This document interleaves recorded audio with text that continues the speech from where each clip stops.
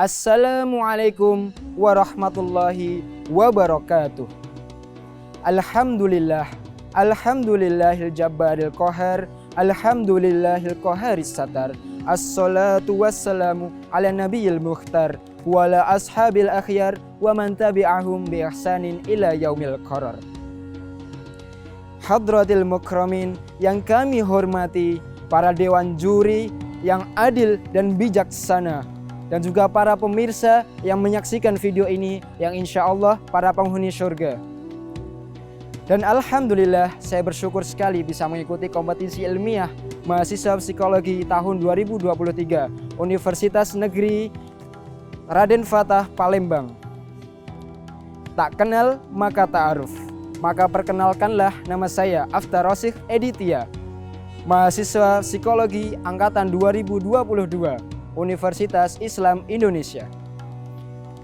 Alhamdulillah, sedalam puja dan setinggi syukur kita haturkan kepada Sang Ilahi Robbi, Allahu Rabbul Izzati, yang ada sebelum kata ada itu ada, dan akan tetap ada walaupun kata ada telah tiada, yang memberikan kita rahmat, taufik, serta hidayahnya, sehingga kita bisa menikmati indahnya Islam, indahnya iman, dan juga indahnya ihsan hingga detik saat ini. Yang kedua, sholawat berbingkaikan salam. Tak lupa kita haturkan kepada junjungan kita Nabiullah Muhammad Sallallahu Alaihi Wasallam, yang telah mengajarkan manusia yang tak beradab menjadi insan ulil albab, pendobrak pintu kekafiran, penutup risalah kenabian, dan kita nantikan kelak syafaatnya di yaumil mizan. Amin amin ya rabbal alamin. Pada kesempatan kali ini, perkenankanlah saya akan menyampaikan dakwah lisan yang singkat yang berjudul Memaafkan itu berat tapi sungguh manfaat. Ya ayyuha akhawatil fillah. Dalam Quran surat Al-A'raf ayat 199 Allah Ta'ala berfirman, A'udzu billahi minasy syaithanir rajim. Bismillahirrahmanirrahim. Khudil afwa wa'mur bil 'urfi wa'rid 'anil jahilin. Yang artinya, dan hendaklah engkau memberikan maaf dan juga menyuruh kepada yang ma'ruf, dan jauhilah orang-orang yang bodoh. Para hadirin sekalian, di dalam ayat ini Allah memerintahkan kita untuk memberikan maaf kepada saudara-saudara kita, memberikan maaf kepada orang-orang yang pernah berbuat salah kepada kita. Bahkan Allah Ta'ala melakukan pengulangan beberapa kali di dalam Al-Quran sebagai bentuk penekanan pentingnya memberikan maaf.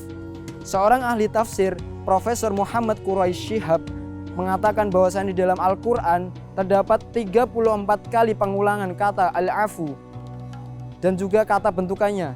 Hal ini menunjukkan bahwasanya pentingnya memaafkan kepada orang-orang yang pernah berbuat salah kepada kita. Pentingnya untuk menahan rasa sakit dan juga memberikan maaf kepada mereka yang pernah menzalimi kita. Dua ahli psikologis yang bernama Hirgif dan juga Sells mengatakan bahwasanya memaafkan adalah terlepasnya rasa marah di dalam pikiran seseorang, dan juga terlepasnya luka-luka di dalam hati dan hilangnya balas dendam. Adanya unsur hilangnya kemarahan ini atau afeksi negatif di dalam pikiran, dan juga munculnya rasa kepercayaan ini yang akhirnya akan menghilangkan motivasi balas dendam. Di dalam Al-Quran terdapat sebuah kisah yang menarik dari teladan untuk memberikan maaf. Cerita ini datang dari seorang sahabat yang utama Rasulullah Sallallahu Alaihi Wasallam. Siapa lagi kalau bukan Abu Bakar As-Siddiq radhiyallahu anhu, salah seorang sahabat yang utama yang dijamin masuk surga oleh Allah Subhanahu wa taala.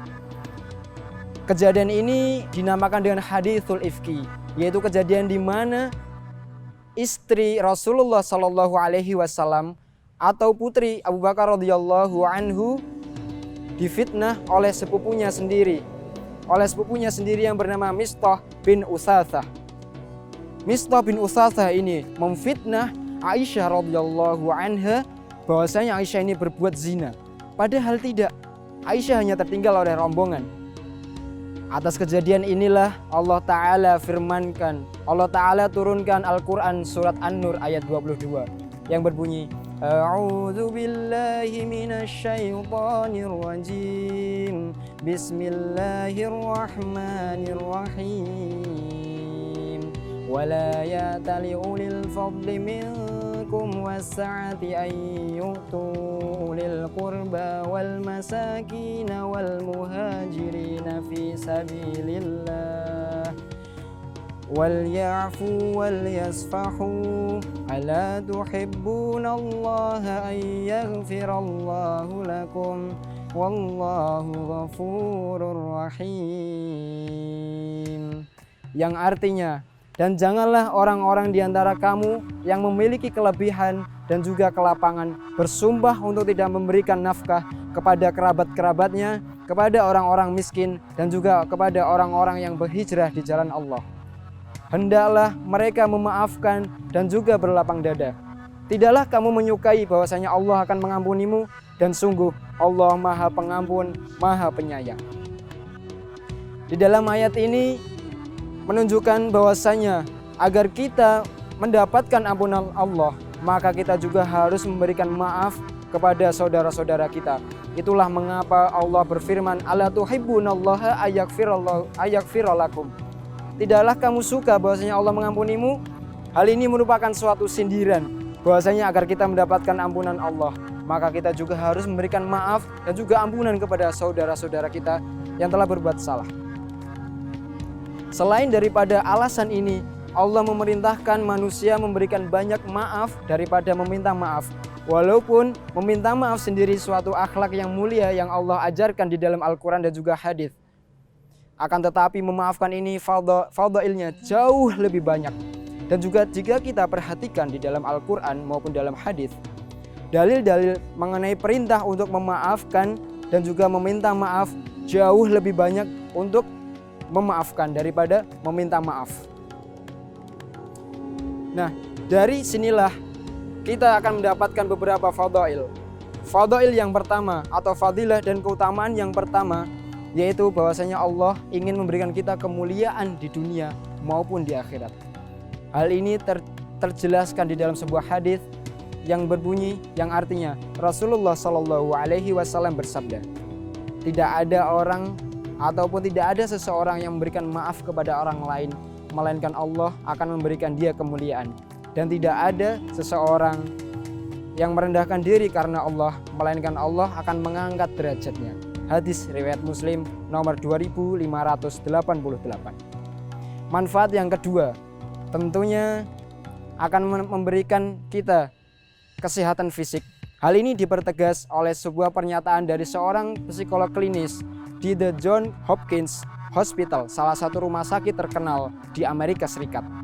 Beliau bernama Karen Schwartz. Beliau mengatakan bahwasanya dengan kita memaafkan akan memberikan kita kesehatan fisik yang bertambah, di antaranya menjaga kesehatan jantung, mengontrol tekanan darah, menambah kesehatan mental, dan juga menjaga kualitas tidur kita menjadi lebih baik lagi. Keutamaan yang ketiga tentunya adalah dengan kita mendapatkan terjaganya kesehatan mental kita.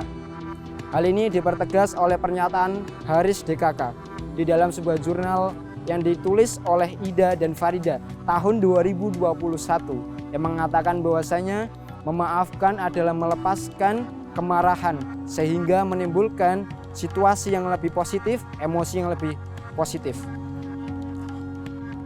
Nah, tiga inilah yang menjadi tombak kita untuk kita bisa memaafkan saudara-saudara kita. Masya Allah, sungguh luar biasa saudara-saudara kita semua.